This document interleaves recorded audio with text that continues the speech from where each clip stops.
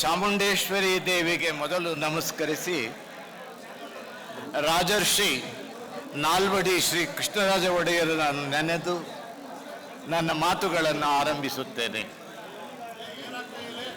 ಬಹುಭಾಗ್ಯಗಳ ಬ್ರಹ್ಮ ಎಂಬ ಕೀರ್ತಿ ಗಳಿಸಿರುವ ಮುಖ್ಯಮಂತ್ರಿ ಸಿದ್ದರಾಮಯ್ಯನವರೇ, ಜನಾನುರಾಗಿ ಉಪಮುಖ್ಯಮಂತ್ರಿ ಶ್ರೀ DRK ಶಿವಕುಮಾರ್ ಅವರೇ, ಮೈಸೂರಿನ ಭವ್ಯ ಪರಂಪರೆಯನ್ನು ಇನ್ನೂ ಭವ್ಯತರವಾಗಿಸಲು ಟೊಂಕ ಕಟ್ಟಿ ನಿಂತಿರುವ HC ಮಹದೇವನವರೇ, ಕನ್ನಡ ಮತ್ತು ಸಂಸ್ಕೃತಿ ಇಲಾಖೆಗೆ ನವಚೈತನ್ಯ ನೀಡುತ್ತಿರುವ ಶ್ರೀ ಶಿವರಾಜ ತಂಗಡಿಗೆ ಅವರೇ, HK ಪಾಟೀಲ್ ಅವರೇ, ಸಭೆಯ ಅಧ್ಯಕ್ಷರಾದಂತಹ ಸನ್ಮಾನ್ಯ ಶ್ರೀ GT ದೇವೇಗೌಡ ಅವರೇ, ಇತರ ಎಲ್ಲ ಸಚಿವರೇ, ನಮ್ಮ ಕರ್ನಾಟಕದ ಶಾಸಕರೇ, ಸಭಾಸದರೇ ಮತ್ತು ಕರ್ನಾಟಕದ ನಾನಾ ಸ್ಥಳಗಳಿಂದ ದೂರದರ್ಶನದ ಮುಂದೆ ಕುಳಿತು ಈ ಕಾರ್ಯಕ್ರಮದ ವೈಭವವನ್ನು ಕಣ್ತುಂಬ ತುಂಬಿಕೊಳ್ಳಲು ಕುಳಿತಿರ್ತಕ್ಕಂತಹ ಕನ್ನಡ ನಾಡಿನ ಅಮೃತ ಪುತ್ರರೇ, ತಮಗೆಲ್ಲರಿಗೂ ನನ್ನ ಗೌರವಪೂರ್ವಕ ನಮಸ್ಕಾರಗಳು. ಪ್ರಜಾಪ್ರಭುತ್ವದಲ್ಲಿ ಮುಡಿಯ ಮಾಣಿಕ್ಯ ನಮ್ಮ ಪ್ರಜಾಪ್ರಭುತ್ವ. ಪ್ರಭುತ್ವಗಳಲ್ಲಿ ಅದು ಮುಡಿಯ ಮಾಣಿಕ್ಯ ಪ್ರಜಾಪ್ರಭುತ್ವ. ಕಳೆದ ತಿಂಗಳು ಸೆಪ್ಟೆಂಬರ್ 15ರಂದು ತೆಂಕಣದ ಚಾಮರಾಜನಗರದಿಂದ ಬಡಗಣದ ಬೀದರ್ವರೆಗೆ ಪ್ರಜಾಪ್ರಭುತ್ವದ ಬೇರುಗಳನ್ನು ಗಟ್ಟಿಗೊಳಿಸುವ ಮತ್ತು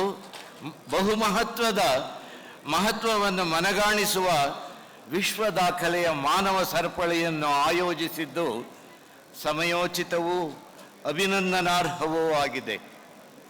ವರಸೆಯಾಗಿ ಅನೇಕ ಭಾಗ್ಯಗಳ ಮಳೆಗರೆದಿರುವ ಈ ಸರ್ಕಾರ ನಡೆಸಿದ ಅರ್ಥಪೂರ್ಣವಾದ ಮಾನವ ಸರಪಣಿ ಯೋಜನೆಯು ಅಮೂರ್ತ ರೂಪದ ಇನ್ನೊಂದು ಸೃಜನಾತ್ಮಕ ಭಾಗ್ಯವೆಂದೇ ನಾನು ಪರಿಗಣಿಸುತ್ತೇನೆ. ಏಕೆಂದರೆ ಸೇತುವೆಗಳನ್ನು ಧ್ವಂಸ ಮಾಡಿ ಕಂದರ ಪ್ರಪಾತಗಳನ್ನು ನಿರ್ಮಿಸುತ್ತಿರುವ ದುರಂತವನ್ನು ನಿವಾರಿಸಲು ಮನುಷ್ಯರನ್ನು ಕೂಡಿಸುವ, ರಾಷ್ಟ್ರಗಳನ್ನು ಕೂಡಿಸುವ ಸರಪಳಿಗಳು ಇಂದು ಅತಿ ಜರೂರು. ಸಾಮಾನ್ಯ ಪ್ರಜೆಯೊಬ್ಬರು ಈ ನಾಡ ಹಬ್ಬದ ಸಡಗರದ ಸರಣಿಯನ್ನು ಉದ್ಘಾಟಿಸುತ್ತಿರುವುದು ಆ ಪ್ರಜಾಪ್ರಭುತ್ವದ ಪರಿಕಲ್ಪನೆಯ ಮುಂದುವರಿಕೆಯಾಗಿದೆ. ಇದು ಪ್ರಜಾಪ್ರಭುತ್ವದಲ್ಲಿ ಪ್ರಜೆಯೇ ಪ್ರಭು ಎಂಬ ಸಿದ್ಧಾಂತವನ್ನು ಮಾನ್ಯ ಮಾಡಿದಂತೆ, ಜನಮುಖಿ ಕಾಳಜಿಯನ್ನು ಎತ್ತಿ ಹಿಡಿದಂತೆ. ಈ ಪವಿತ್ರ ದಸರಾ ಉತ್ಸವ ಸರಣಿ ಕಾರ್ಯಕ್ರಮದ ಉದ್ಘಾಟನೆಯನ್ನು ನಮ್ಮ ನಾಡಿನ ಪ್ರಜೆಗಳ ಪರವಾಗಿ ವಿನಯ ಮತ್ತು ಧನ್ಯತಾ ಭಾವದಿಂದ ನೆರವೇರಿಸುತ್ತಿದ್ದೇನೆ. ಆಸ್ತಿಕತೆ ನಾಸ್ತಿಕತೆ ಕುರಿತ ಚರ್ಚೆ ಇಲ್ಲಿ ಅಪ್ರಸ್ತುತ. ದೇವಾಲಯಕ್ಕೆ ಬಂದವರೆಲ್ಲ ಆಸ್ತಿಕರೆಂದಾಗಲಿ, ಒಳಗೆ ಬರದೆ ದೂರ ಉಳಿದವರೆಲ್ಲ ನಾಸ್ತಿಕರೆಂದಾಗಲಿ ಅಲ್ಲ. ಎಲ್ಲ ದೇಶ ಕಾಲದಲ್ಲೂ ಸಮಾಜ ಮಾನ್ಯ ಮಾಡಿದ ಶಿಷ್ಟ ಪರಂಪರೆಯ ಸ್ರೋತವೊಂದು ಜೀವಂತವಾಗಿರುತ್ತದೆ. ಕನ್ನಡಿಗರು 10 ದಿನಗಳ ಈ ದೊಡ್ಡ ಹಬ್ಬವನ್ನು ಆಚರಿಸುತ್ತಾ ಬಂದಿದ್ದಾರೆ. ಕೆಲವು ಹಬ್ಬಗಳು ಆಯಾ ಮತಧರ್ಮದವರಿಗಷ್ಟೇ ಸೀಮಿತವಾಗಿರುತ್ತದೆ. ದಸರಾ ಹಬ್ಬ ಮತಧರ್ಮಗಳ ತಾರತಮ್ಯವಿರದೆ ಇಡೀ ನಾಡು ಆಚರಿಸುವ ಸರ್ವ ಜನಾಂಗದ ಹಬ್ಬ. ಅನೇಕ ಹಬ್ಬಗಳು 1-2 ದಿನಗಳಿಗೆ ಸೀಮಿತವಾದರೆ ದಸರೆಯು ಪಾಡ್ಯದಂದು ಅಡಿಯಿಟ್ಟು ಬಿದಿಗೆ ತದಿಗೆಗಳನ್ನು ದಾಟಿ ದಶಮಿಯವರೆಗೆ 10 ದಿನಗಳು ನಡೆಯುವ ಪರ್ವ. ಮೈಸೂರು ಒಡೆಯರು ಶ್ರದ್ಧಾಭಕ್ತಿಗಳಿಂದ ವೈಭವದಿಂದ ಆಚರಿಸಿದರು. ಅದು ನಾಡಿನ ಉದ್ದಗಲಗಳಲ್ಲಿ ಎಷ್ಟೊಂದು ಪ್ರಭಾವ ಬೀರಿತ್ತು ಎಂದರೆ ನನ್ನ ಬಾಲ್ಯದ ನೆನಪು ಮರುಕಳಿಸುತ್ತಿದೆ. ಪ್ರತಿ ವರ್ಷ ನವರಾತ್ರಿಯಲ್ಲಿ ನನ್ನ ತಾಯಿ ಜಾಕಾಯಿ ಪೆಟಾರೆಯಿಂದ ತನ್ನ ತವರು ಮನೆಯ ಬಳುವಳಿಯಾಗಿ ತಂದಿದ್ದ 2 ಬಚ್ಚಣಿಗೆ ಬೊಂಬೆ ಮತ್ತಿತರ ಪ್ರದರ್ಶನ ವಸ್ತುಗಳನ್ನು ತೆಗೆದು ಮಕ್ಕಳಿಗೆ ಕೊಡುತ್ತಿದ್ದರು. ನನ್ನ ತಮ್ಮ ತಂಗಿಯರೊಂದಿಗೆ 100 ಬೊಂಬೆಗಳನ್ನು ಅಲಂಕರಿಸಿ ಮೆಟ್ಟಿಲು ಮೆಟ್ಟಿಲಾಗಿ ಪೇರಿಸಿದ ಹಲಗೆಗಳ ಮೇಲೆ ಒಪ್ಪವಾಗಿ ಜೋಡಿಸುತ್ತಿದ್ದೆವು. ಮರದಲ್ಲಿ ಮಾಡಿದ ಆ 2 ಬಚ್ಚಣಿಗೆ ಬೊಂಬೆಗಳನ್ನು ದೂರ ದೂರ ಇಟ್ಟರೆ ಕೂಡಲೇ ನನ್ನ ತಾಯಿ, ಮಕ್ಕಳೇ, ಅವು 2 ಇದ್ದರೂ ಒಂದೇನೆ, ಅವು ಜೋಡಿ, ಅವು ಶಾಶ್ವತ ದಂಪತಿಗಳು, ಅವನ್ನು ಅಗಲಿಸಬಾರದು. ಈ ಬೊಂಬೆಗಳಂತೆ ಅಗಲದೆ ಗಂಡ ಹೆಂಡತಿ ಬಾಳಿ ಎಂದು ನನ್ನ ತಾಯಿ ತಂದೆ ಹರಸಿಕೊಟ್ಟಿರುವರು. ಇವು ಬರೀ ಮರದ ಬೊಂಬೆಗಳಲ್ಲ, ಮನೆ ಬೆಳಗುವ ಜೋಡಿ ಎಂದು ನನ್ನಮ್ಮ ಹೇಳಿದ ಮಾತುಗಳು ಈಗಲೂ ಮೆಲುಕು ಹಾಕುತ್ತೇನೆ.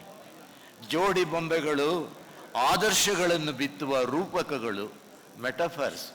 ಅರಮನೆ, ರಾಜ ರಾಣಿ, ದೇವತೆಗಳು ಇತ್ಯಾದಿ ಮಾತುಗಳು ಆಲಂಕಾರಿಕ ರೂಪಕಗಳು. ಸಹನೆ, ಸೌಹಾರ್ದದಿಂದ ಬಾಳಿದರೆ, ನೆಮ್ಮದಿ ಇದ್ದರೆ ಪ್ರತಿ ಮನೆಯೂ ಅರಮನೆಯೇ, ಎಲ್ಲರೂ ರಾಜರಾಣಿಯರೇ.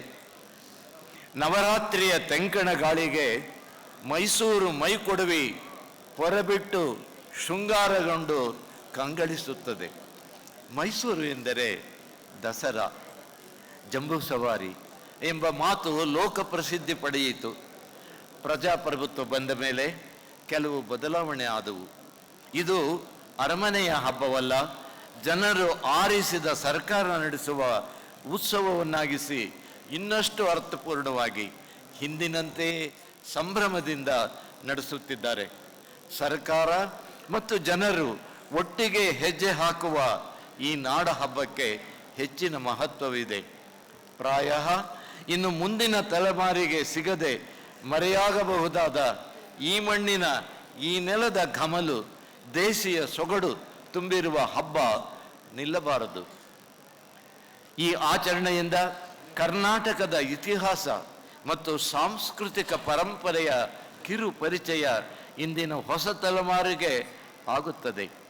ದೇಸಿ ವಾದ್ಯ, ಮೇಳಗಳು, ಕಲೆ, ಕುಣಿತ, ಹಾಡು, ಸ್ತಬ್ಧ ಚಿತ್ರಗಳು, ಬಣ್ಣದ ವೇಷಗಳು, ಕುದುರೆಗಳ ಸಂಚಲನ, ಜಂಬೂ ಸವಾರಿ ಮುಂತಾದವು ಈ ಪರಿಚಯ ಶಾಲಾ ಕಾಲೇಜುಗಳಲ್ಲಿ ಸಿಗುವುದಿಲ್ಲ. ಹೊಸ ತಲೆಮಾರಿಗೆ ನಮ್ಮ ನಾಡಿನ ಬಹುರೂಪಿ ಸಂಸ್ಕೃತಿಯ ಮತ್ತು ಅಸ್ಮಿತೆಯ ಆಯಾಮ ಈ ಸಂದರ್ಭದಲ್ಲಿ ಅನುಭವಕ್ಕೆ ಬರುತ್ತದೆ. ದಸರಾ ಹಬ್ಬದ ಸಂದರ್ಭದಲ್ಲಿ ಹಿಂದಿನಿಂದ ಪ್ರೋತ್ಸಾಹಿಸುತ್ತಿದ್ದ ದೇಸಿ ಪರಂಪರೆಯಲ್ಲಿ ಕುಸ್ತಿಯೂ ಒಂದು. ಇನ್ನು ಮುಂದೆಯೂ ದೇಸಿ ಕ್ರೀಡೆಯಾದ ಕುಸ್ತಿಗೆ ಹೆಚ್ಚು ಪ್ರೋತ್ಸಾಹ ಕೊಡಬೇಕು.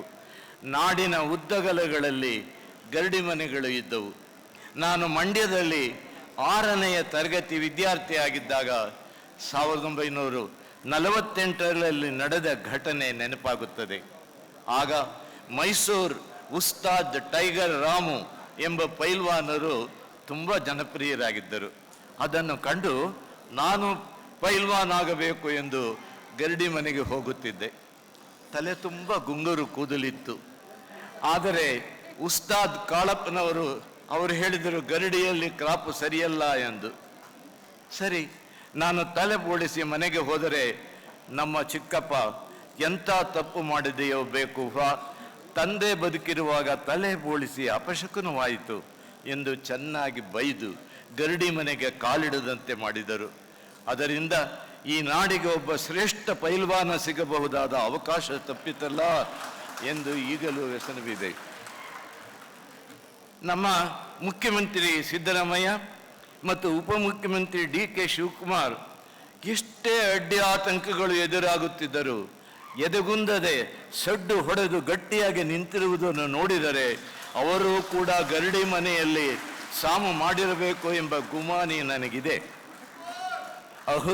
ಅಹುದು, ಜೀವನವೇ ದೊಡ್ಡ ಅಖಾಡ. ಅದರಲ್ಲಿ ಜೀವನದ ಅಖಾಡದಲ್ಲಿ ಧೃತಿಗೆಡದೆ ತೊಡೆ ತಟ್ಟಿ ನಿಲ್ಲಲೇಬೇಕು. ಸಜ್ಜನಿಕೆ, ಸೌಮ್ಯತೆ ಅವು ದೌರ್ಬಲ್ಯವಲ್ಲ, ಆದರೆ ಪ್ರತಿಕೂಲ ಪ್ರವಾಹವನ್ನು ಎದುರಿಸುವ ಧೀಶಕ್ತಿ ಪ್ರತಿಯೊಬ್ಬರಲ್ಲೂ ಇರಬೇಕಾಗುತ್ತೆ. ದೇವಿ ಚಾಮುಂಡಿ ಅದನ್ನು ನಮ್ಮನ್ನು ಅನುಗ್ರಹಿಸುತ್ತಾರೆ. ಅಭೀಷ್ಟವರ ಪ್ರದಾಯಿನಿ ಎಂದು ಭಕ್ತರು ಆರಾಧಿಸುವ ದೇವಿ ಚಾಮುಂಡಾಂಬಿಕೆಗೆ ಪೊಡಮಟ್ಟು ನನ್ನ 3 ಬೇಡಿಕೆಗಳನ್ನು ಈಡೇರಿಸಬೇಕು ಎಂದು ದೇವಿಯಲ್ಲಿ ಜನರ ಪರವಾಗಿ ಪ್ರಾರ್ಥಿಸುತ್ತೇನೆ.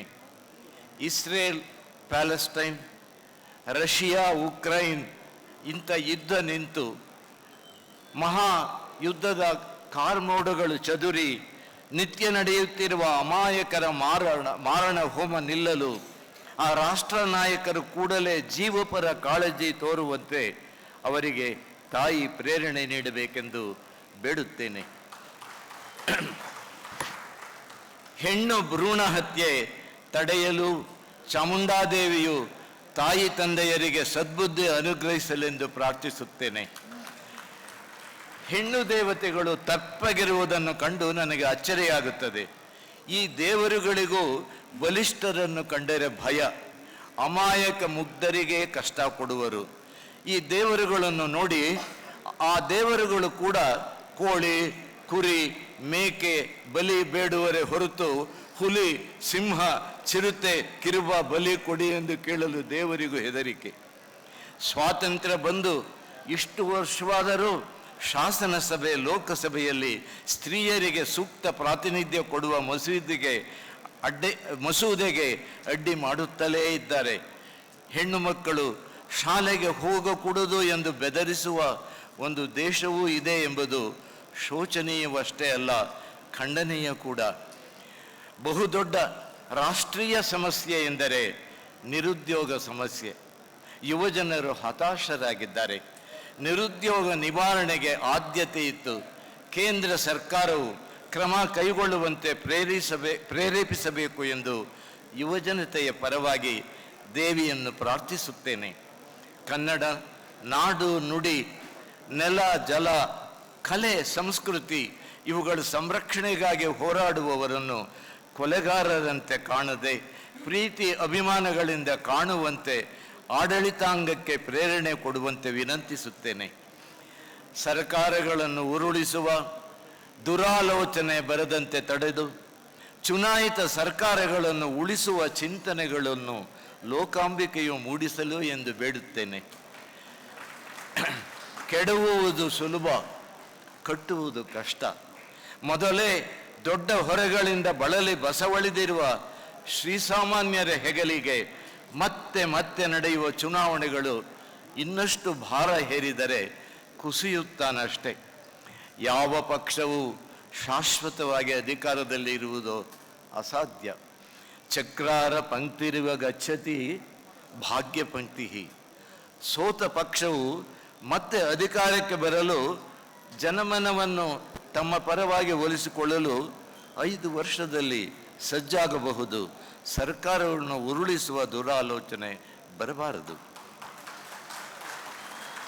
ದಿನನಿತ್ಯ ಪತ್ರಿಕೆಗಳಲ್ಲಿ ಪರಸ್ಪರ ದೋಷಾರೋಪಣೆ, ವೈಯಕ್ತಿಕ ನಿಂದನೆ, ಅವಾಚ್ಯ ಶಬ್ದಗಳ ಬಳಕೆ ಓದಿ ಯುವಕರು ಇದನ್ನೇ ಮಾದರಿಯಾಗಿ ಮುಂದುವರಿಸಿದರೆ ಏನಪ್ಪ ಗತಿ ಎಂದು ಜನರು ಬೇಸರಗೊಂಡಿದ್ದಾರೆ. ತಾಯಿ ಚಾಮುಂಡೇಶ್ವರಿ ದೇವಿ ಇನ್ನು ಮುಂದೆ ಈ ಪದ್ಧತಿ ನಿಂತು ಸಮಾಜಮುಖಿ ಚಿಂತನೆಯನ್ನು ಒಳಗೊಂಡು ಸಮೃದ್ಧ ರಾಷ್ಟ್ರ ನಿರ್ಮಾಣಕ್ಕೆ ಹಮ್ಮಿಕೊಂಡಿರುವ ಯೋಚನೆಗಳನ್ನು ನಿರೂಪಿಸುವಂತೆ ಸ್ಫೂರ್ತಿ ಕೊಡಬೇಕೆಂದು ಪ್ರಾರ್ಥಿಸುತ್ತೇನೆ. ಕರ್ನಾಟಕದ ಜನರ ಪರವಾಗಿ ಈ ನಾಡ ಹಬ್ಬವನ್ನು ಸಂತೋಷದಿಂದ ಉದ್ಘಾಟಿಸಿದ್ದೇನೆ. ನನ್ನ 88 ವರ್ಷದ ದೀರ್ಘ ಜೀವನದಲ್ಲಿ ಇನ್ನು 5 ದಿವಸಕ್ಕೆ 89ನೇ ವರ್ಷಕ್ಕೆ ಕಾಲಿಡುತ್ತಿರುವ ನನ್ನ ದೀರ್ಘ ಜೀವನದಲ್ಲಿ ಮರೆಯಲಾಗದ ಮಧುರ ಸ್ಮೃತಿಯ ಕ್ಷಣಗಳನ್ನು ಕಲ್ಪಿಸಿಕೊಟ್ಟ ನಮ್ಮ ಹೆಮ್ಮೆಯ ಕರ್ನಾಟಕ ಸರ್ಕಾರಕ್ಕೆ ಅಂತಃಕರಣ ತುಂಬಿದ ಕೃತಜ್ಞತೆಗಳು. ಒಟ್ಟು 71 ವರ್ಷಗಳ ಸ್ನೇಹದ ಸುಖ ನೀಡಿದ್ದಲ್ಲದೆ, ಇನ್ನೊಮ್ಮೆ ಓದುತ್ತೇನೆ, ಒಟ್ಟು 71 ವರ್ಷಗಳ ಸ್ನೇಹದ ಸುಖ ನೀಡಿದ್ದಲ್ಲದೆ 6 ವರ್ಷ ಸಹಪಾಠಿಯಾಗಿಯೂ 63 ವರ್ಷ ಮಡದಿಯಾಗಿಯೂ ನನ್ನನ್ನು ರೂಪಿಸಿದ ಮಹಾಶಿಲ್ಪಿ ನಾಡೋಜ ಪ್ರೊಫೆಸರ್ ಕಮಲಾ ಹಂಪನ ಅವರ ದಿವ್ಯ ನೆನಪಿಗೆ ನನಗೆ ಸಂದಿರುವ ಈ ಗೌರವವನ್ನು ಸಮರ್ಪಿಸುತ್ತೇನೆ. ನಮಸ್ಕಾರ.